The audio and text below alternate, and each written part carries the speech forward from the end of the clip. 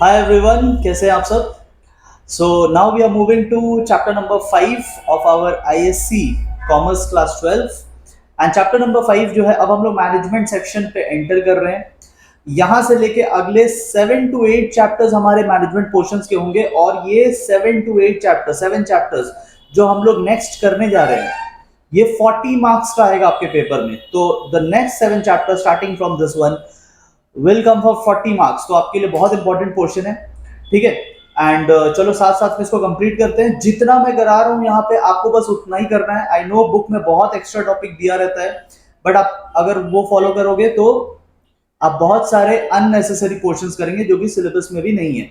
So I am going what I am going to teach you is from the updated syllabus. आपको updated वाला syllabus follow करना है। Last year council ने एक updation लाया था जो शायद आपके बुक में नहीं लिखा है, तो हम लोग उस पोर्शन को भी कवर करेंगे विच काउंसिल एडेड प्रीवियस ईयर। ठीक है, एंड आप कोशिश करो कि साथ साथ में आपका लर्निंग भी चलते रहे। ठीक है, जैसे जैसे मैं यहाँ पे आपको टॉपिक्स कराता जाऊंगा आप 2-3 टॉपिक्स के बाद वीडियो को पॉज कर देना और पॉज करके खुद उस पोर्शंस को लर्न कर लेना। Then you again replay the video या अगेन प्ले द वीडियो और फिर 2-3 टॉपिक के बाद स्टॉप करके आप वापस से लर्न कर लो। ऐसे करके 3-4 पार्ट्स में आप इस चैप्टर को वन सिटिंग में कंप्लीट कर सकते हैं। ये चैप्टर तो मैं आपको 30-40 मिनट्स में समझा दूंगा, बट आप साथ में एक्स्ट्रा 1 आवर लेकर चलना लर्निंग के लिए और मेक श्योर कि 1.5 आवर में आपका चैप्टर और लर्निंग दोनों कंप्लीट हो जाएगा। मैं यहाँ पे आपको समझाते चलूंगा और साथ साथ में आप लर्निंग करते चलना। ठीक है, चलिए शुरू करते हैं। जो सिलेबस में है बस उतना करेंगे, जो एग्जाम ओरिएंटेड कंटेंट है बस उतना करेंगे क्योंकि अपने को बस एग्जाम देना है ना।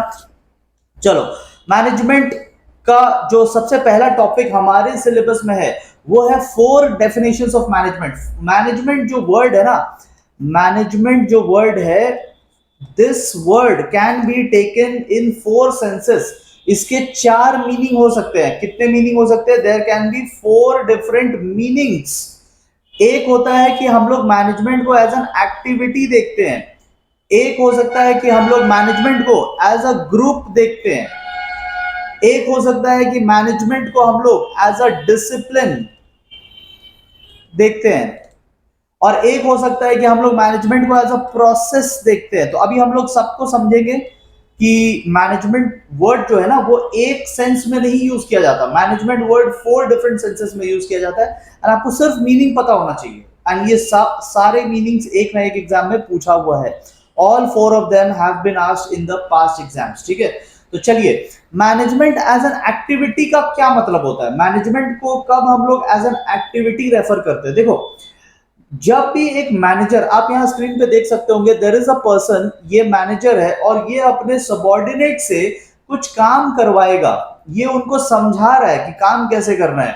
तो मैनेजमेंट क्या होता है? जहां पे आप गाइड करते हैं, आप डायरेक्शन देते हैं, रेगुलेट करते हैं या इंटीग्रेट करते हैं ह्यूमन एफर्ट्स को, सबको मिला करके, सारे ह्यूमंस को मिला करके आप अचीवमेंट ऑफ गोल्स के लिए काम करते हैं। So when a manager is doing an activity, कौन सा activity? Giving direction, giving guidelines, regulating everybody, integrating their effort towards achievement of any goal, that is called management. In short अगर बोला जाए तो getting the work done. In short अगर बोला जाए तो doing any work या getting the work done, doing any work, तो उसको हम लोग बोलते हैं activity. So management can be taken in this sense. Management can be taken in another sense also. क्या? मैनेजमेंट को एज अ ग्रुप भी हम लोग रेफर कर सकते हैं। आप यहां देख सकते हो एक ग्रुप ऑफ पीपल है। ये टाटा कंपनी के सीनियर मैनेजमेंट है। अभी मैंने क्या बोला? टाटा कंपनी के सीनियर मैनेजमेंट है। तो मैनेजमेंट का यहां पे एक अलग सेंस में मैं वर्ड यूज कर रहा हूं। मैं यहां पे जब मैनेजमेंट बोल रहा हूं तो I am trying to refer to senior most people. यहां पे मैं एक ग्रुप को रेफर कर रहा हूं। यहां पे जब मैंने बोला कि ये पर्सन, ये जो आपको दिख रहा है एक पर्सन है, ये पर्सन मैनेजमेंट कर रहा है। मैनेजमेंट कर रहा है मतलब काम करवा रहा है। और यहां पे मैं बोल रहा हूं कि ये सीनियर मैनेजमेंट है। मैनेजमेंट मतलब लोगों को यहां पे मैं रेफर कर रहा हूं।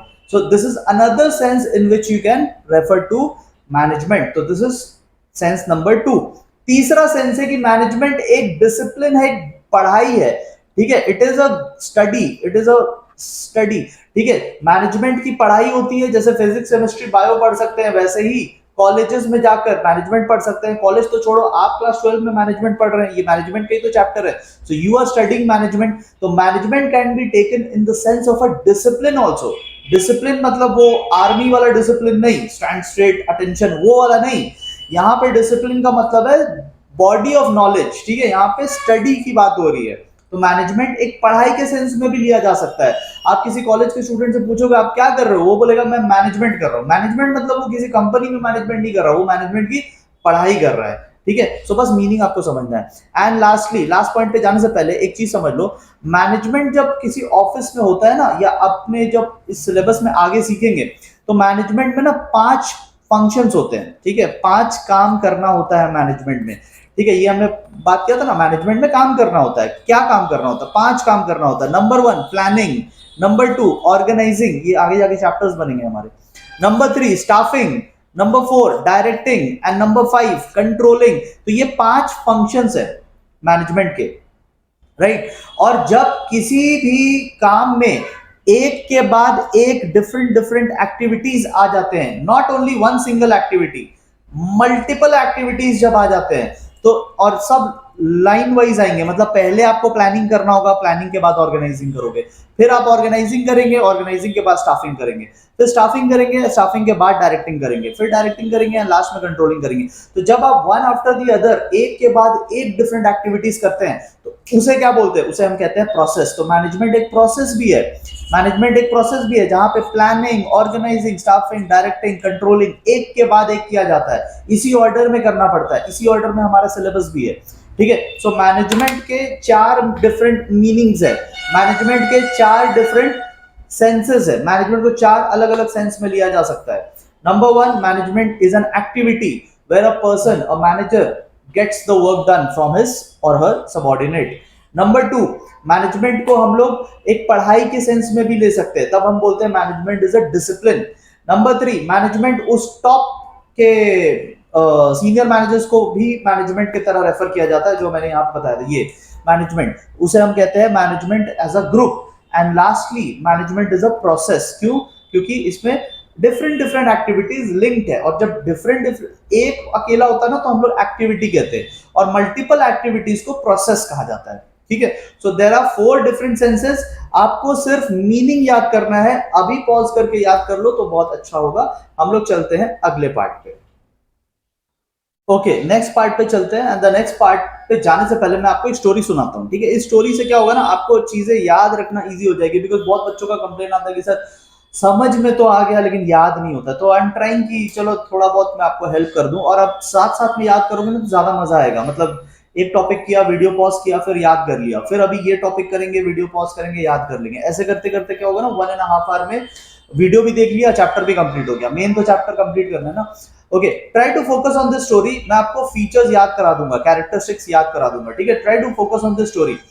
अभी आप देख सकते हो कि एक फुटबॉल मैच चल रहा है। पहले सीन पे देखो, ये है पहला सीन। पहला सीन में क्या हो रहा है? एक फुटबॉल मैच चल रहा है। फुटबॉल में क्या मारना होता है? आपको गोल मारना होता है, आपको गोल स्कोर करना पड़ता है, ठीक है। सो नंबर 1 थिंग, फुटबॉल में गोल स्कोर करना पड़ेगा। लेकिन ये जो फुटबॉलर है, आप देखो गोल पोस्ट किधर है और ये मार किधर रहा है, कहीं और ही मार रहा है। मतलब अगर ऐसे देखोगे ना तो ये कहीं और ही मार रहा है बॉल को, ठीक है। तो गोल पोस्ट किधर है? गोल पोस्ट इधर है, बट वो कहीं और ही मार रहा है। तो इसे हम क्या कहते हैं? जो हर जगह मारता रहे, हर जगह जा रहा है जो, उसे हम क्या कहेंगे? उसे हम अपने कॉमर्स की भाषा में कहते हैं परवेसिव, ठीक है। उसे हम कॉमर्स की भाषा में क्या कहते हैं? परवेसिव। परवेसिव मतलब जो स्प्रेड एवरीवेयर, ठीक है। अब देखो, आप किधर भी मारोगे, इधर उधर मारोगे तो चोट लगेगा। ये देखो सेकंड सीन में क्या हो गया? चोट लग गया, है ना, क्योंकि आप गोल में नहीं मार रहे हो, इधर उधर मार रहे हो। स्टोरी फोकस करो, कितना भी फनी हो, कितना भी अब्सर्ड हो, फोकस ऑन द स्टोरी, याद हो जाएगा, ठीक है। मेन फोकस याद करने में। तो स्टोरी में सबसे नंबर 1 थिंग, फुटबॉल। फुटबॉल में गोल मार रहे थे, बट क्या गोल पोस्ट की तरफ मार रहे थे? नहीं, अंधों की तरह किधर भी मार रहे, किधर भी मार रहे। तो वो बेचारे को चोट लग गया। सीन नंबर 2 में चोट लग गया। अब सीन नंबर 2 में चोट लग गया तो डॉक्टर के पास ले जाना पड़ेगा, क्योंकि भारी चोट लगा। देखो उसका पूरा चेहरा ही गायब हो गया, ठीक है। इतना जोर फुटबॉल लगा उसको कि चेहरा ही गायब हो गया। नंबर 3, उसे एक ग्रुप ऑफ डॉक्टर्स ने उसका ट्रीटमेंट स्टार्ट किया, ठीक है। तो एक ग्रुप ऑफ डॉक्टर्स, क्योंकि बहुत भारी चोट है, एक डॉक्टर से होगा नहीं, तो एक पूरे टीम को बुलाया गया, एक ग्रुप ऑफ डॉक्टर को बुलाया गया, और ग्रुप ऑफ डॉक्टर ने उसके ऊपर चेकिंग वेकिंग किया, और फिर बोला कि इसकी जो हालत है, हालत बहुत ही डायनामिक है। डायनामिक का मतलब क्या होता है? डायनामिक का मतलब जो फ्लक्चुएट, आप देखो उसकी ग्राफ, उसकी हार्ट बीट एकदम कोई स्टेबिलिटी ही नहीं है, एकदम कभी ऊपर कभी नीचे, कभी ऊपर कभी नीचे, तो बहुत ज्यादा डायनामिक है, फ्लक्चुएट हो रहा है, चेंज होता जा रहा है, स्टेबिलिटी नहीं है, ठीक है। एंड लास्टली अब डॉक्टर्स की वो ग्रुप ने बोल दिया है कि देखो भाई अब हमारे हाथ में कुछ नहीं बचा, अब तो आप इनटेंजिबल फोर्स से, भगवान से या जो भी आप बोलते हो, तो उससे आप प्रे करना शुरू कर दो, आप इनटेंजिबल इनटेंजिबल फोर्स से अब आप प्रे करना शुरू कर दीजिए, क्योंकि हमारे हाथ में कुछ नहीं रहा। तो देखो मैंने आपको इस शॉर्ट स्टोरी में कैरेक्टरिस्टिक्स पूरा समझाया, याद करवाया, अभी समझाऊंगा, अभी मैंने आपको याद कराने की कोशिश की है, तो एक बार मन से बोल के देखते हैं, ठीक है, बिना देखे ट्राई करते हैं। फुटबॉल मैच था, फुटबॉल मैच में गोल करने की कोशिश, number one thing goal, but गोल की तरफ मार रहे थे क्या? नहीं, परवेसिवली मार रहे, कहीं भी मार रहे। इसमें एक प्लेयर को चोट लग गई तो ग्रुप ऑफ डॉक्टर्स, क्योंकि चोट भारी था ना, तो ग्रुप ऑफ डॉक्टर्स के पास लेके गए और ग्रुप ऑफ डॉक्टर्स ने बोला हालत डायनामिक है, नंबर 4 हालत डायनामिक है, मतलब बहुत जल्दी जल्दी चेंज हो रहा है, स्टेबिलिटी नहीं है पेशेंट में। एंड फिर फाइनली डॉक्टर्स ने 5 नंबर पॉइंट पे ये बोला कि अब आप इनटेंजिबल फोर्स, जो दिखता नहीं है, उससे अब आप प्रे करना शुरू कर दीजिए, क्योंकि हमारे हाथ में चीज नहीं है। यही सब कैरेक्टरिस्टिक्स में आएगा, यही सब कैरेक्टरिस्टिक्स में आएगा। नंबर वन थिंग, मैनेजमेंट हमेशा गोल ओरिएंटेड होता है, जो हम लोग लोगों से काम करवाते हैं वो किसी गोल के अचीवमेंट के लिए करवाते हैं। नंबर 2, यूनिवर्सल, यूनिवर्सल का मतलब है ऑल परवेडिंग, जो परवेसिव था, परवेडिंग मतलब ये हर जगह लगेगा। Management is required in big business, small business, business या नॉन बिजनेस, जैसे आपका स्कूल में भी मैनेजमेंट लगता है, हॉस्पिटल में भी मैनेजमेंट लगता है, बड़े कंपनीज में भी मैनेजमेंट लगता है, ट्रैफिक का भी मैनेजमेंट लगता है, स्पोर्ट्स टीम का भी, तो management is required in every place. Number 3, group of doctors थे ना वहां पे, ये एक ग्रुप एक्टिविटी है, मैनेजमेंट हमेशा वन पर्सन नहीं करता, ठीक है। आप किसी कंपनी में भी देखोगे, आप किसी कंपनी में भी जाकर के देखोगे तो वहां पे परचेज के लिए एक अलग मैनेजर होगा, वहां पे प्रोडक्शन के लिए एक अलग मैनेजर होगा, वहां पे सेल्स के लिए अलग मैनेजर होगा, वहां पे ह्यूमन रिसोर्स के लिए अलग मैनेजर। तो ये एक टीम है जो काम करती है, एक ही जन सब कुछ नहीं कर सकता, you have to distribute the work in different different teams, और वो टीम के लीडर्स होंगे मैनेजर्स। तो यहाँ पे एक ग्रुप है जो टास्क को पूरा करेगी, तो it is always a group activity, not a single person activity. फिर क्या था, डायनामिक हो गया था ना हालत, डायनामिक मतलब जो लगातार चेंज होता रहे। तो मैनेजमेंट आपको जब करना होगा तो मैनेजर का जो बिहेवियर होगा वो हमेशा चेंज होता रहेगा। There will be certain time जब मैनेजमेंट बहुत स्ट्रिक्ट हो जाएगा और किसी भी तरीके की लापरवाही नहीं सही जाएगी। कभी कभी आप देखोगे मैनेजमेंट बहुत लीनियंट हो गया, अभी सब चल रहा है, ठीक है, मतलब नॉर्मली चल रहा है। कभी कभी there will be very much strictness, कभी कभी they will be very goal oriented, कभी कभी वो थोड़ा रिलैक्स मोड में रहेंगे। तो जैसा सिचुएशन वैसा मैनेजमेंट होगा, ठीक है। It changes according to environment. कौन सा एनवायरनमेंट? जो चैप्टर 1 हमने किया था ना, बिजनेस एनवायरनमेंट। तो बिजनेस एनवायरनमेंट के अकॉर्डिंग मैनेजमेंट अपने हिसाब से चेंज होता रहता है, ठीक है। कभी कभी वो कुछ डिसीजन लेते हैं, फिर बाहर सिचुएशन बदल गया तो वो अपना डिसीजन चेंज कर देंगे एंड फिर कुछ और डिसीजन लेंगे। तो मैनेजमेंट क्या है? डायनामिक फंक्शन है। ऐसा नहीं कि एक बार कुछ बोल दिया तो बस बोल दिया। अभी आप तैयारी कर रहे हो ना एग्जाम की, आप भी तो अपने सिलेबस की मैनेजमेंट कर रहे हैं। आपका एग्जाम कब है? फेब में, ठीक है, फेब 2025 में आपका एग्जाम है। बट अगर काउंसिल डेट जब लाता है और काउंसिल बोलता है कि एग्जाम तो जनवरी से होंगे, तो सिचुएशन बदल गया ना, अब आपका मैनेजमेंट भी बदल जाएगा, अब आप ज्यादा जल्दी प्रिपरेशन शुरू करोगे। So management is what? Management is changing according to the situation, ठीक है।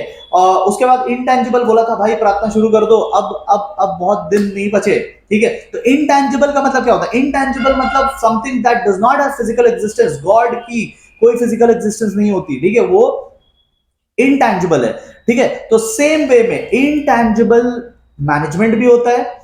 मतलब मैनेजमेंट कुछ फिजिकल चीज नहीं है, मैनेजमेंट फील करने वाली चीज है। जब हम लोग ये कर रहे थे, ये टॉपिक यहाँ पे, ये जब मैं ये कह रहा था कि अगर मैं कहता हूं कि टाटा कंपनी का जो मैनेजमेंट है ना बहुत ऑनेस्ट है, तो मतलब क्या ऑनेस्ट कोई चीज थोड़ी है, मतलब आप देख थोड़ी पाओगे उस चीज को। यू कैन ओनली फील कि हाँ भाई कभी चीटिंग नहीं करते, कभी प्राइस बहुत ज्यादा हाई नहीं रखते, कभी किसी कंज्यूमर्स को ठगा नहीं है इन्होंने, तो ये उस सेंस में बोल रहे कि ऑनेस्ट है या बहुत अच्छा है, बहुत प्रॉफिट करवाते हैं ये लोग। तो अच्छा है मतलब क्या? It is just a feeling, right. So management सिर्फ फील किया जा सकता है, it is intangible. And last मैंने आपके लिए एक बोनस पॉइंट जोड़ दिया है। वैसे तो आपको 5 पॉइंट करने से भी हो जाएगा, ठीक है, एक काम करते हैं, सब मिटाते हैं। वैसे तो आपको 5 पॉइंट करने से भी हो जाएगा यहाँ पे, इंडिविजुअली नहीं पूछेगा, ठीक है। ट्रस्ट मी, जैसा मैं करवा रहा हूं आप वैसे ही करो, ज्यादा अपना इफ एंड बट मत लगा देना, ठीक है। जैसा मैं बोल रहा हूं वैसे ही करो, ठीक है। तो बस आपको हो जाएगा सक्सेस, ठीक है। नेक्स्ट, मल्टी डिसिप्लिनरी मैनेजमेंट, ये मैं एक बोनस पॉइंट करवा दे रहा हूं क्योंकि 5 पॉइंट तो हमने कर लिया, एक एक्स्ट्रा करके रख लो। मल्टी डिसिप्लिनरी, डिसिप्लिन का भी थोड़ी देर पहले हमने क्या मतलब समझा था, सब्जेक्ट्स, टॉपिक, स्टडी, ठीक है। तो वही है, मल्टी डिसिप्लिनरी है मैनेजमेंट करने के लिए। देखो, मान लो आप अकाउंट्स मैनेजर बनने जा रहे हो, किसी कंपनी में आप अकाउंट्स मैनेजर बनने जा रहे हो, तो आपको क्या क्या सब्जेक्ट्स आना चाहिए। एक तो आपको number one thing, of course आपको अकाउंट्स का मैनेजर बनोगे तो अकाउंट्स तो आपको आना चाहिए, बट इज दैट ऑल? ये तो बहुत लोगों को आता है, तो सब क्यों नहीं मैनेजर बन जाते। आपको ह्यूमंस के बारे भी कुछ सब्जेक्ट्स पढ़ने पड़ेंगे, क्योंकि अकाउंट मैनेजर बनोगे तो आपके अंडर में कौन लोग काम करेंगे, accountants will work under you.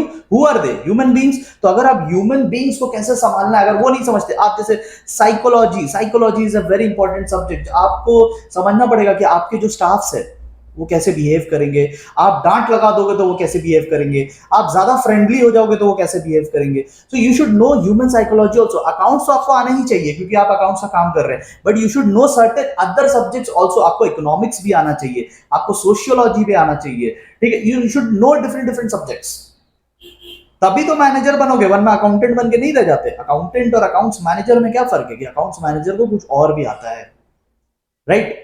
So this is the second topic we have done.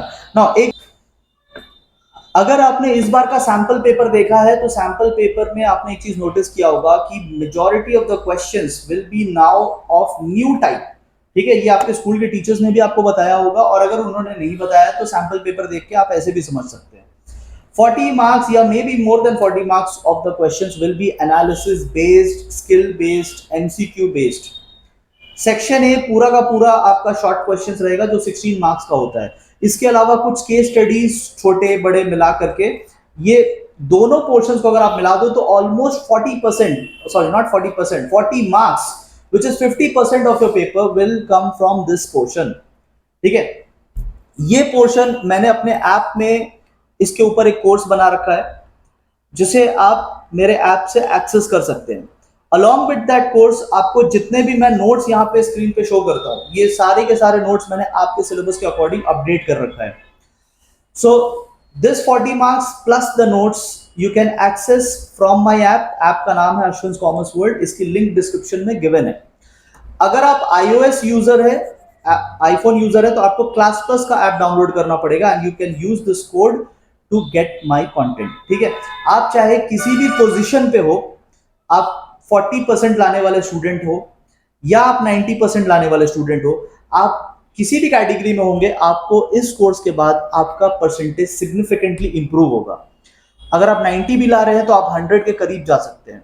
अगर आप 40 ला रहे हैं तो आप आराम से 75 to 80% आपका मार्क्स इजीली डबल हो जाएगा, ठीक है। सो डिपेंड करता है कि आप राइट नाउ कौन से कैटेगरी में है, but I can tell you one thing, अगर आपने ये सारे एमसीक्यूज अटेम्प्ट कर लिए, एंड मैंने कोई बहुत ज्यादा एमसीक्यूज नहीं बनाए, मैंने वहां पे लिमिटेड नंबर ऑफ एमसीक्यूज बनाए हैं कि आप बस उन्हीं को प्रैक्टिस करो, वो करते करते आपका सिलेबस भी कवर हो जाएगा एंड उसी टाइप के क्वेश्चंस आपको एग्जाम में भी मिलेंगे। सिमिलरली केस स्टडी भी, मैंने हर चैप्टर से 50-50 केस स्टडी नहीं बनाया है, मैंने हर चैप्टर से उतना ही केस स्टडी बनाया है जो आपके लिए टाइम सेविंग होगा। You do only that much, and अगर वैसा एग्जैक्ट नहीं भी आया तो उसी टाइप का आएगा एग्जाम में, ठीक है। बोर्ड स्टैंडर्ड का ही केस स्टडी आएगा, ठीक है। सो अगर आप इन पूरे पोर्शंस को भी करोगे ना, it will hardly take you 5 hours, hardly it will take you 5 hours पूरे पोर्शन में, ठीक है। तो बहुत ज्यादा नहीं कर दिया है कि आपको कभी कंप्लीट ही नहीं कर पाओगे। You can complete it in one shot, एक दिन में कंप्लीट कर सकते हो। And I can assure you कि आपका ये जो आधा पेपर रहेगा 40 मार्क्स का, वो मोर और लेस इसी पोर्शन से रहेगा। एग्जैक्ट नहीं भी रहा तो इसी टाइप का रहेगा, ठीक है। सो जिन लोगों को इंटरेस्ट है, अगर आप एंड्रॉइड यूजर है तो आप मेरा ही ऐप डाउनलोड कर सकते हैं, लिंक नीचे गिवन है।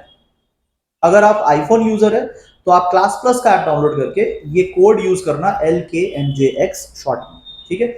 चलिए चैप्टर को आगे बढ़ाते हैं। Now we are coming to objectives of management, ठीक है। ऑब्जेक्टिव्स ऑफ मैनेजमेंट, ऑब्जेक्टिव्स को एक और नाम से बुला सकते हैं क्या? यस, ऑब्जेक्टिव्स को हम लोग एम के नाम से भी बुला सकते हैं, मतलब कि पर्पस क्या है मैनेजमेंट का, क्यों करते हैं management. So number one thing, management इसलिए किया जाता है क्योंकि हम लोग प्रॉफिट बनाना चाहते हैं। देखो मैनेजमेंट इज गोल ओरिएंटेड, और किसी भी बिजनेस का क्या गोल होता है, प्रॉफिट करना। So management is goal oriented, management profit करवाने में हेल्प करेगा, इट विल इंश्योर कि एक बिजनेस को प्रॉफिट हो। एक बिजनेस जिसमें कोई मैनेजमेंट ढंग से नहीं हो रहा है, वो बिजनेस ज्यादा प्रॉफिट कभी नहीं कर पाएगा, लॉन्ग रन में तो बिल्कुल भी नहीं कर पाएगा। नेक्स्ट थिंग इज कि management is not only about profit but it is about long lasting impact. वो कब होता है, जब आपका प्रोस्पेरिटी एंड ग्रोथ आएगा। मतलब प्रॉफिट कमाना तो कंपैरेटिवली सिंपल है, बट लॉन्ग टाइम तक प्रॉफिट कमाना, लॉन्ग टाइम तक प्रॉफिट कमाना, जिसमें आपका बिजनेस ग्रो होगा। जब आपका एक ब्रांच है और एक ब्रांच से दो ब्रांचेस होते हैं, दो ब्रांच से आप 10 ब्रांचेस पे पहुंचते हैं, 10 से 50, तो this is called what, this is called expansion, this is called growth.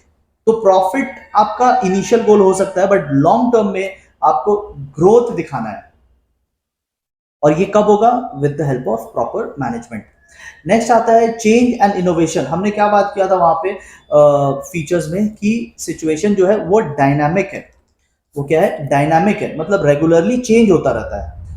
तो सिचुएशन के साथ साथ, एनवायरनमेंट के साथ साथ बिजनेस को भी चेंज होना पड़ेगा, and this can only happen when there is proper management. जैसे आज के टाइम में डिजिटाइजेशन है, सारी की सारी कंपनीज अपनी अकाउंटिंग आज सॉफ्टवेयर्स में कर रही है, तो हमारे बिजनेस को भी अकाउंटिंग सॉफ्टवेयर में करना चाहिए। Situation is changing, right. तो ये काम कौन करवाएगा, ये काम मैनेजमेंट करवाएगा। मैनेजमेंट विल मेक श्योर कि बाहरी दुनिया में जो चेंजेस हो रहे हैं उसके अकॉर्डिंग हम लोग अपने बिजनेस में भी चेंजेस करें। आप देखो जितनी भी गाड़ी वाली कंपनीज है, सब इलेक्ट्रिक व्हीकल बना रही है, क्यों? क्योंकि situation is changing, environment is changing, petroleum vehicles अब कम हो रहे हैं, तो सारी कंपनीज अब ये करने लगी है। सो मैनेजमेंट का ये रोल होता है कि जैसे जैसे एनवायरनमेंट चेंज हो, वैसे वैसे आप अपने बिजनेस को भी चेंज करें। मेक श्योर कि आप रेगुलर इंटरवल में पॉज करके लर्निंग करना शुरू कर दें, ठीक है। Don't try to complete the whole video at once and then सोचो कि बाद में पढ़ लेंगे, बाद में कुछ नहीं होता। आप साथ साथ में थोड़े थोड़े पॉइंट्स के बाद आप पॉज करके लर्निंग करना शुरू कर देना, ठीक है। नेक्स्ट आता है डेवलपमेंट ऑफ पीपल। मैनेजमेंट का एक बहुत इंपॉर्टेंट रोल है कि जितने भी वर्कर्स है, जितने भी आपके यहाँ पे एम्प्लॉइज है, we are talking about employees. तो देखो कोई भी बिजनेस एम्प्लॉइज से बनता है। जैसे टीम होता है ना, क्रिकेट टीम है, तो क्रिकेट टीम में कौन होते हैं, इंडिविजुअल प्लेयर्स होते हैं। वैसे ही ऑफिस में कौन होता है, ऑफिस में इंडिविजुअल एम्प्लॉइज होता है। तो अगर आपका एम्प्लॉइज अच्छा है तो आपका ऑर्गेनाइजेशन अच्छा रहेगा। सो एम्प्लॉइज को रेगुलरली ट्रेनिंग एंड डेवलपमेंट दिलवाना, ये मैनेजमेंट का काम है, क्योंकि अगर लोग अच्छे रहेंगे तो बिजनेस अच्छा चलेगा, ठीक है। नेक्स्ट आता है, ये बहुत सिंपल सा पॉइंट है, ठीक है। किसी भी मैनेजर को अपने ऑर्गेनाइजेशन में डिसिप्लिन एंड मोरल मेंटेन करना है। यहाँ पे डिसिप्लिन मतलब वो वाला डिसिप्लिन नहीं, पढ़ाई वाला नहीं। यहाँ पे डिसिप्लिन का मतलब है रूल्स एंड रेगुलेशन बना के रखना है, ठीक है। सब कोई टाइम पे आए, सब कोई टाइम से पहले ना जाए, ठीक है। ज्यादा एब्सेंटिज्म ना हो, वर्क प्लेस पे उतना बातचीत ना हो। तो ये सब एक मॉनिटर के टाइप का, जैसे क्लास मॉनिटर होता है ना, तो वैसा थोड़ा रोल इनका है। एंड सेकंड, मोरल अच्छा रहे, मतलब जो लोग आ रहे काम करने वो अच्छे मूड में काम करे, ठीक है। वो इंस्पिरेशन के साथ काम करे, ना कि दुखी होकर कि अरे यार मुझे हर मंडे को जाना पड़ता है ऑफिस।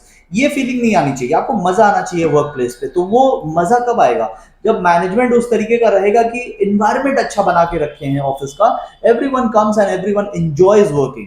तो that is also the job of management. And अब छोटे छोटे point, as I told you 5 point important है, तो 5 मैंने आपको करा दिया, ठीक है। और कुछ छोटे छोटे पॉइंट्स आप ऐसे ही कर लो, ठीक है। मैनेजमेंट का काम है राइटफुल डिसीजन, सही डिसीजन लेना। देखो नोकिया, आपने सब कंपनी का नाम सुना होगा, नोकिया।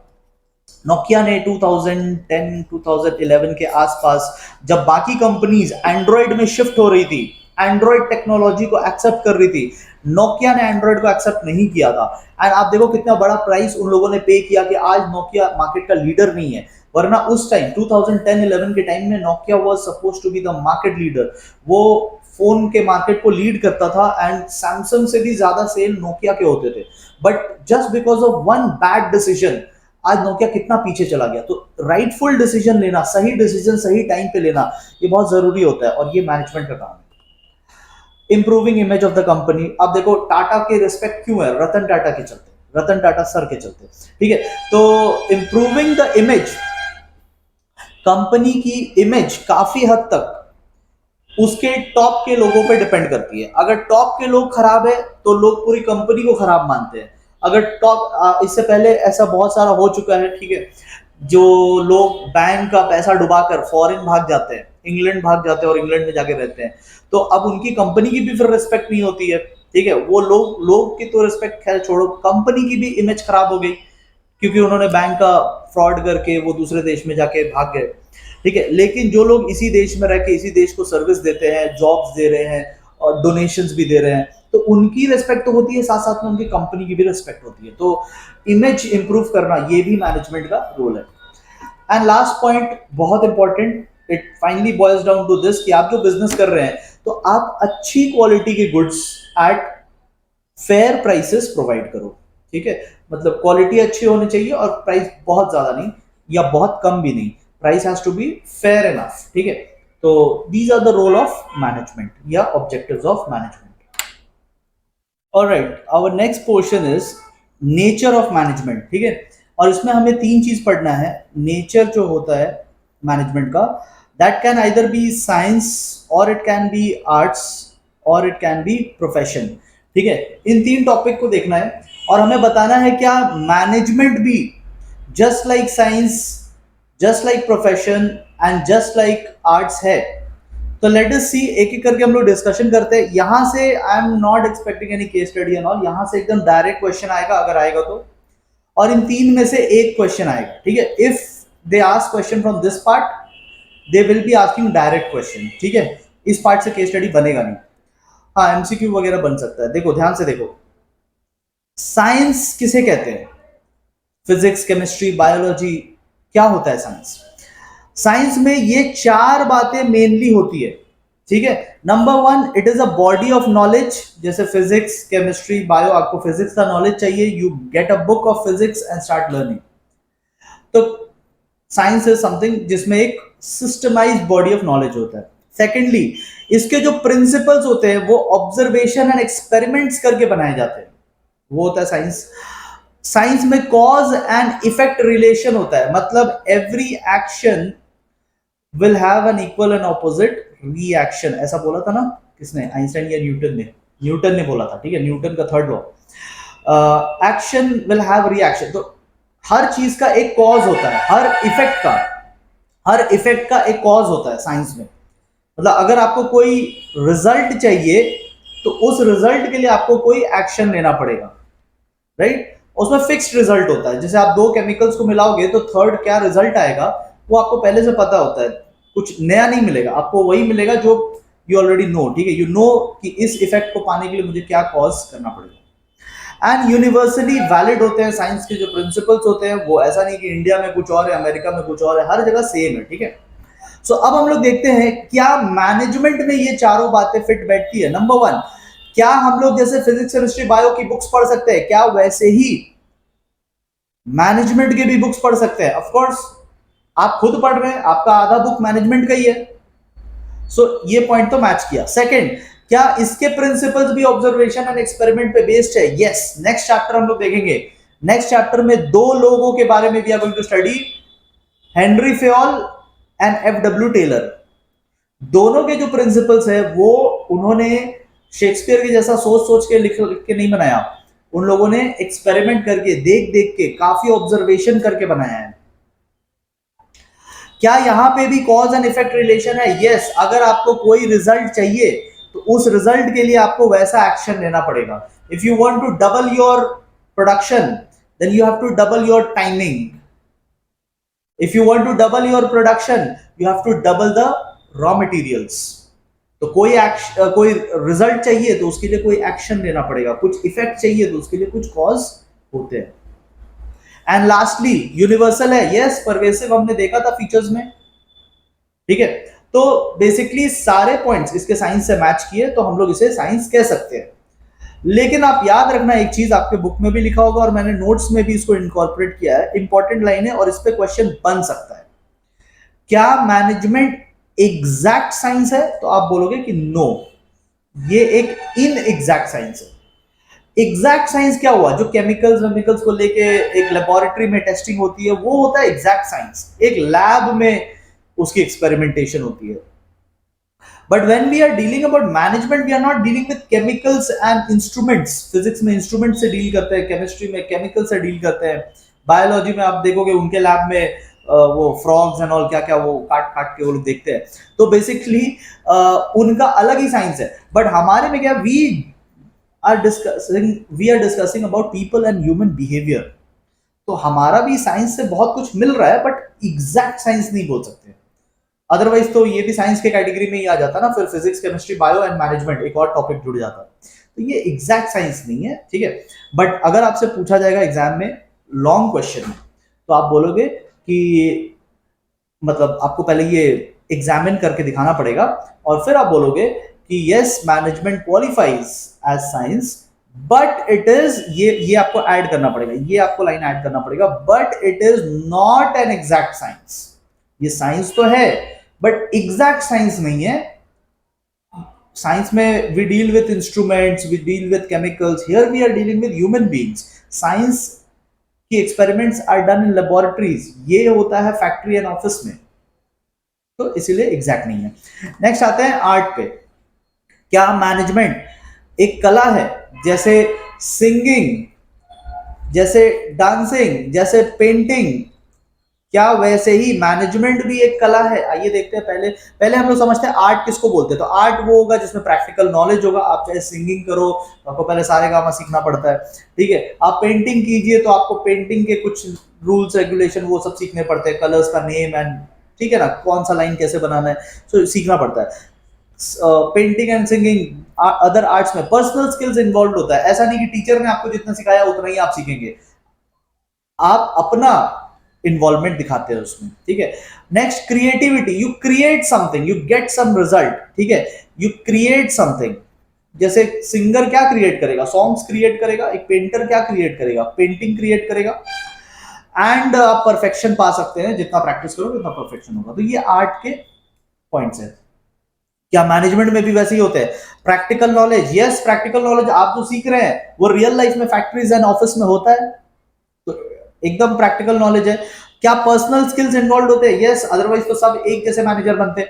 अगर बुक पढ़ के ही मैनेजमेंट करना है तो पूरी दुनिया एक ही टाइप से मैनेजमेंट करती, बट नो, कुछ मैनेजर्स अच्छे मैनेजमेंट करते हैं, कुछ मैनेजर्स अच्छे नहीं कर पाते। जस्ट लाइक कुछ सिंगर्स अच्छा गाते हैं और कुछ सिंगर्स अच्छा नहीं गा पाते, ठीक है। तो पर्सनल स्किल्स यहां पे भी इन्वॉल्व है। क्रिएटिविटी, क्रिएटिविटी का मतलब क्या था, कुछ क्रिएट करना। सिंगर्स तो सॉन्ग क्रिएट करेगा, पेंटर्स पेंटिंग्स क्रिएट करेंगे। मैनेजमेंट क्या क्रिएट करता है, आउटपुट, प्रोडक्शन, प्रोडक्शन करवाते हैं, आउटपुट क्रिएट करते हैं, ठीक है। ये कन्वर्ट करते हैं इनपुट इनटू आउटपुट। एंड क्या परफेक्शन थ्रू प्रैक्टिस आता है? यस, इसीलिए तो सीनियर मैनेजर ज्यादा अच्छा मैनेज करता है और एक न्यू कमर खराब मैनेजमेंट करता है, इसी रीजन से कि जितना प्रैक्टिस करोगे उतना सुधरेगा।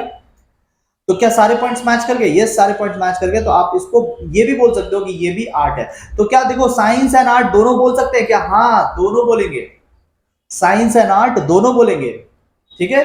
लेकिन एग्जैक्ट साइंस नहीं है, ये साथ में आप बोल सकते हो। नेक्स्ट आता है क्या प्रोफेशन है। प्रोफेशन जैसे कि सीए, जैसे कि कंपनी सेक्रेटरीज, ठीक है, जैसे कि लॉयर्स, जैसे कि डॉक्टर्स, तो ये लोग होते हैं प्रोफेशनल्स। तो प्रोफेशनल्स में क्या बातें होती है? प्रोफेशनल्स में ये 5 बातें होती है। अगर ये 5 बातें हैं तो प्रोफेशनल्स है। देखो, पहला क्या है, वो नॉलेज लेना पड़ेगा। जैसे सीए अगर आप बनना चाहते हैं तो सीए के 3 लेवल्स आपको नॉलेज लेने पड़ेंगे। रेस्ट्रिक्टेड एंट्री होती है, सीए का काम हर कोई नहीं कर सकता, ओनली सीए कर सकता है। डॉक्टर्स का काम हर कोई नहीं कर सकता, ओनली डॉक्टर्स कर सकते हैं। इट इज नॉट अलाउड कि हॉस्पिटल में कोई लॉयर बैठ के इलाज कर रहा है, ठीक है ना। रेस्ट्रिक्टेड एंट्री है। नेक्स्ट सर्विस मोटिव होता है। तो ये देखो, पैसा तो सबको कमाना है, ठीक है, पैसे को कोई डिनाई नहीं कर रहा, लेकिन इंटेंशन क्या है? इंटेंशन है हेल्प करना। डॉक्टर का इंटेंशन है पेशेंट्स की जान बचाना। पैसा तो वो कमाएगा ही, ऐसा फ्री में काम करेगा तो उसका घर कैसे चलेगा। लेकिन बहुत लोग ना कंफ्यूज हो जाते हैं यहाँ पे, वो बोलते हैं कि सर डॉक्टर तो पैसा लेता ही है। अरे पैसा नहीं लेगा तो उसका घर कैसे चलेगा? बट वो इंटेंशन क्या है? इंटेंशन है जान बचाना, ठीक है। स्टैट्यूटरी बॉडी जैसे सीए लोगों का होता है आईसीएआई। आप सीए बनेंगे फ्यूचर में तो आपको इस इंस्टीट्यूट का मेंबर बनना पड़ेगा। विदाउट बिकमिंग अ मेंबर आप सीए नहीं कहला पाओगे। और एक एथिकल कोड होता है। एथिकल कोड मतलब आपको एक रूल बुक दिया जाता है कि as a chartered accountant what you are allowed to do, what you are not allowed to do, as a company secretary what you are allowed to do, what you are not allowed to do, as a doctor what you are allowed to do, what you are not allowed to do, ऐसा दिया जाता है। तो ये 5 points होते हैं profession में। Now मैं आपको इंपॉर्टेंट क्वेश्चन यहाँ पे बताता हूँ, यहाँ पे क्वेश्चन क्या बन सकता है कि देखो, पहली बात तो क्या मैनेजमेंट प्रोफेशन है? आप बोल सकते हो अगेन नॉट एग्जैक्ट, ठीक है, नॉट एग्जैक्टली। आप बोल सकते हो it is emerging as a profession, ये इमर्ज कर रहा है, यही सब 5 पॉइंट उसमें भी है, बट कुछ डिफरेंसेस है, देयर आर 3 डिफरेंसेस, और ये चीज आप को मैं अभी समझाता हूं। देयर आर 3 डिफरेंसेस, बाकी सब सेम है। आप बोल सकते हो जैसे साइंस में हम लोग बोल रहे थे ना इनएग्जैक्ट, तो प्रोफेशन में भी बोल सकते हैं कि हाँ ये प्रोफेशन जैसा तो है बट इसमें कुछ प्रॉब्लम्स है। 3 प्रॉब्लम्स है। क्या प्रॉब्लम्स? आइए देखते हैं 3 प्रॉब्लम्स, बिकॉज एग्जाम में पूछेगा ना तो यही सब पूछ सकता है। सबसे पहला, यहां पे हमने क्या पढ़ा था? रेस्ट्रिक्टेड एंट्री होता है ना, क्या डॉक्टर का काम कोई भी कर सकता है? No, only doctor. क्या सीए का जहां साइन लगता है कोई भी कर सकता है? क्या नहीं, ओनली सीए करेगा। लेकिन क्या मैनेजमेंट का काम कोई भी कर सकता है? यस। जरूरी नहीं है कि एमबीए की डिग्री लाओगे तो ही मैनेजमेंट करने मिलेगा, at least till date it is not compulsory. So management में the entry is not restricted to management graduates only. ऐसा नहीं है कि केवल एमबीए वाले ही मैनेजमेंट करेंगे, ऐसा नहीं है कि होटल मैनेजमेंट का कोर्स किए हो तो ही आपको होटल मैनेजमेंट करने दिया जाएगा।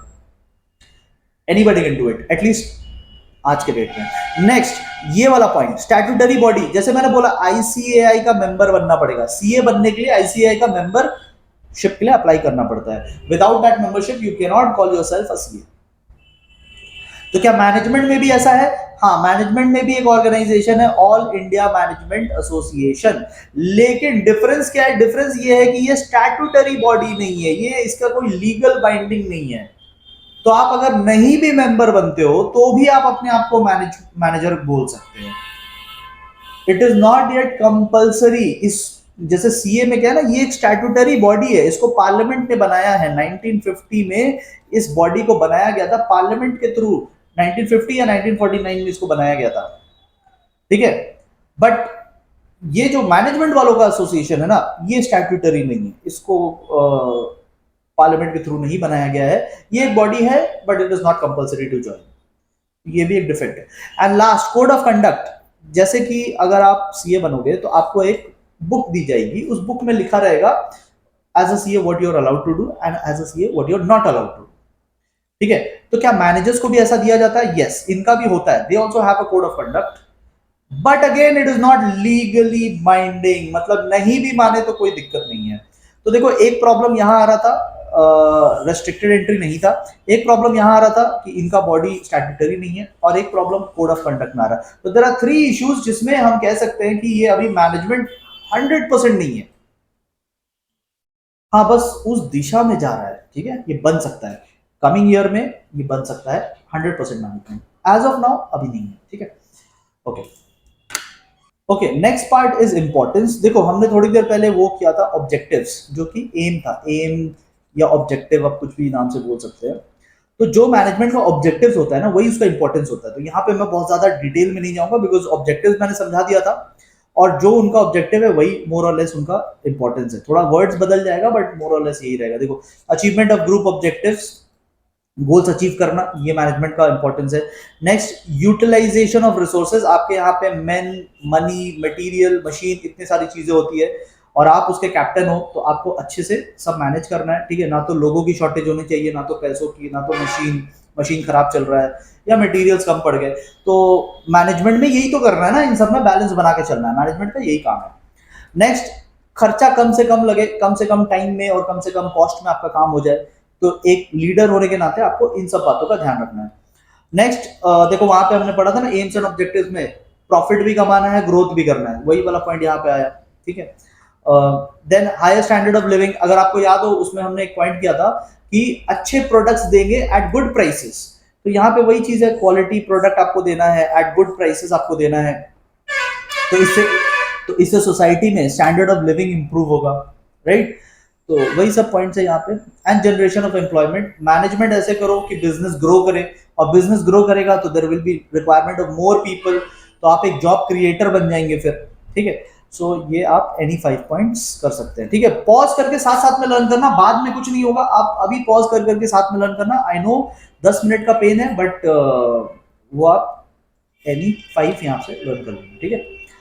लास्ट टॉपिक पे चलते हैं, जो कि हमारे रिसेंटली लास्ट ईयर ये ऐड हुआ था। अगर आप काउंसिल के वेबसाइट पे जाएंगे, if you go to ICSE website और उसमें आप आईएससी वाले सेक्शन में अगर आप जाएंगे तो आपको वो अपडेटेड सिलेबस मिल जाएगा, जो लास्ट ईयर उन्होंने एडिशनल डाला था और उसमें ये पोर्शन को इंक्लूड किया था, ठीक है। तो this portion was included last year. अब देखो इस पार्ट से क्या आएगा, जैसे मैंने बोला कि ये साइंस वाला जो पार्ट है ना, ये वाला जो साइंस आर्ट प्रोफेशन, इस पार्ट से डायरेक्ट क्वेश्चंस आते हैं, ठीक है। इस पार्ट से एकदम डायरेक्ट क्वेश्चन आता है, आपको सिंपली लर्न कर लेना है। और प्रोफेशन वाले में आपको इन 3 पॉइंट्स का ध्यान रखना है, इन 3 पॉइंट्स का, क्योंकि इसमें थोड़ा डिफरेंसेस है। तो जो भी पोर्शन है मैंने आपको करा दिया। इंपॉर्टेंस अगर आया, आई डोंट एक्सपेक्ट ये सब क्वेश्चंस अब आएंगे, बट अगर आया शॉर्ट क्वेश्चंस में आ सकता है, डायरेक्ट आएगा। बट ये जो पोर्शंस है, levels of management, there are 3 levels, top level, middle level, lower level, there are 3 levels. यहां से जब पोर्शन आएगा ना, तो ये पोर्शंस केस स्टडी के फॉर्म में आएगा, ये आपको डायरेक्ट नहीं आएगा। और इन तीनों पोर्शन से मैंने केस स्टडी अपने ऐप में डाल रखा है। इट इज वेरी इंपॉर्टेंट कि आप उस स्टैंडर्ड का क्वेश्चंस को प्रैक्टिस कीजिए। अल्टीमेटली जो आएगा, अगर आप वो प्रैक्टिस कर रहे हैं तो आपको बेनिफिट है, ऐसे सिंपली देखकर कोई फायदा नहीं मिलेगा, ठीक है। मैं आपको यहां समझा दे रहा हूं, आप इसको लर्न भी कर लेना, ठीक है। आपको फंक्शन जो है ना, एनी 3 लर्न करते हुए चलना, 3, ठीक है, 3 करके लर्न करते हुए चलना। बट मेक श्योर इसके बाद आप वो केस स्टडीज वहां से कर लें, ठीक है। इस पोर्शन से आएगा अगर, तो वही आएगा। चलो देखते हैं। सबसे पहले मैनेजमेंट के 3 लेवल्स होते हैं, ठीक है ना, लेवल सबके निकलेंगे, और मैनेजमेंट के 3 लेवल्स है। सबसे पहला जो लेवल है वो है टॉप लेवल, जिसके बारे में अभी हम लोग बात करेंगे। टॉप लेवल मैनेजमेंट में कंपनी के ओनर या फाउंडर मेंबर्स, या जो बहुत ही सीनियर मोस्ट पोजीशन पे जो लोग हैं ना, आप कभी कभी सुनते होंगे सीईओ, सीएफओ, सीटीओ, ऐसा ऐसा नाम आप सुनते होंगे, मैनेजिंग डायरेक्टर, डायरेक्टर। तो इस लेवल के लोग जो होते हैं वो टॉप लेवल पे होते हैं, ठीक है। आपको क्या याद रखना, आपको याद रखना कि इनका फंक्शन क्या क्या है। तो वही मैं आपको फंक्शन समझा देता हूँ। Any 3 I am going to do right now, और आप चाहो तो इससे ज्यादा भी कर सकते हो। एक ये वाला बहुत अच्छा पॉइंट है कि ये रिप्रेजेंट करते हैं कंपनी को टू दी आउटसाइड वर्ल्ड। देखो यहाँ पर रतन टाटा, मुकेश अंबानी और मार्क जुकरबर्ग की पिक्चर्स दी हुई है। आप रतन टाटा को देख के समझ जाएंगे कि टाटा कंपनी का फाउंडर मेंबर है, ठीक है। रिलायंस आप मुकेश अंबानी को देखकर समझ पाएंगे। फेसबुक या मीटा जिसे आज कहते हैं, उसे आप मार्क जुकरबर्ग को देख के समझ जाएंगे। तो आपको अगर मैं इन्हीं कंपनी का किसी और पर्सन का फोटो दिखाता ना, आप नहीं समझ पाते। क्यों? क्योंकि ये टॉप के लोग हैं, आप कंपनी को इनके वजह से जानते हैं। They represent the company to the outside world. बात समझ में आई? उसके बाद आप देखो पहला पॉइंट, ये बिजनेस एनवायरनमेंट को एनालाइज करते हैं, क्या चेंजेस चल रहे हैं। जैसे आज से 1 साल पहले मुकेश अंबानी जी ने रिलायंस के कॉन्फ्रेंस में कहा था कि अब रिलायंस एक नया बिजनेस में एंटर करने जा रहा है, और वो है ऑनलाइन गेमिंग। तो very soon you are going to see कि रिलायंस का कोई ऑनलाइन गेमिंग भी आने वाला है, बिकॉज उन्होंने ये बोला कि online gaming is the next big thing, ठीक है। अगला जो बड़ा कस्टमर बेस बनने वाला है, अगला जो बड़ा बिजनेस होने वाला है, वो ऑनलाइन गेमिंग का होने वाला है, अकॉर्डिंग टू हिम, ठीक है। तो रिलायंस अब उस जोन में भी जाने वाला है। तो ये क्या कर रहे हैं, ये अंडरस्टैंड कर रहे हैं एनवायरनमेंट को, और एनवायरनमेंट अंडरस्टैंड करके ये अपने बिजनेस को चला रहे हैं, ठीक है। And you can do one more point, ये वाला पॉइंट कर सकते हो। Second point, long term plans बनाते हैं बिजनेस के लिए, ठीक है। जैसे अभी मैंने कहा ना, ऑनलाइन गेमिंग के तरफ अब रिलायंस जाएगा, तो they are going to focus on that also. पिछले बार ये लोग उस पर फोकस नहीं करते थे, but now they have a team which is building some online gaming platforms, ठीक है। देन आता मिडिल लेवल। अब देखो मिडिल लेवल का काम क्या है ना, देखो सीनियर लोगों ने क्या किया, बस प्लान बना दिया, बट प्लान को एग्जीक्यूट कौन करेगा। तो मिडिल लेवल उसके लिए होता है, सबसे ज्यादा पढ़े लिखे लोग इसमें होते हैं, ठीक है। Chartered accountants, chartered financial analyst, MBAs, ठीक है, जितने भी बड़े बड़े डिग्री होल्डर्स होते हैं ना, लॉयर्स वगैरह, सब इसमें होते हैं। ये होते हैं मिडिल लेवल के लोग। उन्होंने, ऊपर वालों ने क्या किया, उन्होंने तो प्लान बना के बता दिया, अब इसको करेगा कौन, इसको करेगा ये लोग, ठीक है, they are going to do it. तो they are going to interpret and explain the plans formulated by the top management. Top management का प्लान को सबको समझाएंगे कौन, ये लोग। टीम को बताना तो पड़ेगा ना कि टीम को कैसे काम करना है, तो वो काम देखो, प्लान भले ही इनका है बट ये लोग बताते नहीं है, वो बताने के लिए इन्होंने मिडिल लेवल लोग रखे हुए हैं। ये मॉनिटर एंड कंट्रोल करते हैं परफॉर्मेंस को कि काम अकॉर्डिंगली हो रहा है या नहीं। और आप ये भी कर सकते हो, सिंपल सा काम है, जो मेनली जो मैनेजर्स के बारे में हम लोग बात करते हैं ना, वो generally we talk about middle level managers, ठीक है। ये मोटिवेट करेंगे लोगों को, डेवलप करेंगे, उनको ट्रेनिंग देंगे और ये सब काम। लास्ट आता है लोअर लेवल मैनेजर्स। अब देखो ये भी मैनेजर्स है, ऐसा मत सोचना कि ये फैक्ट्री में होते हैं तो ये लेबर्स मत मान लेना, ये लेबर लोगों से डायरेक्ट कांटेक्ट में होते हैं। ये एसी रूम्स में लैपटॉप लेके नहीं बैठे रहते हैं, बट ये फैक्ट्री में जाके ग्राउंड लेवल पे कैसा काम चल रहा है वो ये लोग देखते हैं। They are also managers but they are lower level managers, तो ये एकदम ग्राउंड लेवल पे कैसा काम चल रहा है वो देखते हैं। लेबर लोगों से डे टू डे इनका डीलिंग होता है। तो ये day to day production plan करते हैं, कब कौन सा प्रोडक्शन करना है, कब किसका प्रोडक्शन बढ़ाना है, कब किसका प्रोडक्शन कम करना है, दे डिस्कस ऑल दिस, ठीक है। ये इश्यूज करते हैं, ऑर्डर एंड इंस्ट्रक्शन, लेबर लोग को ये इंस्ट्रक्शंस देते हैं। और ये देखते हैं कि सारे मटेरियल्स है कि नहीं, कोई मशीन में कुछ प्रॉब्लम तो नहीं है, कहीं रिपेयर की तो कोई जरूरत नहीं है। तो आप समझ सकते हैं फैक्ट्री वाला काम ये लोग देखते हैं। और ये discipline and good relation maintain करवाते हैं अमंग द वर्कर्स। तो वर्कर्स रेगुलरली काम करे, अच्छे से काम करे और खुश होकर काम करे, तो वो काम ये लोग देखते हैं, ठीक है। With this we have completed this chapter. I hope आपको चैप्टर अच्छे से समझ में आ गया है, ठीक है। अगर आपको अच्छे से समझ में आया तो आप कमेंट में बताना भी कि आपको कैसा लगा, ठीक है। We are going to meet very soon with chapter number 6। Thank you very much.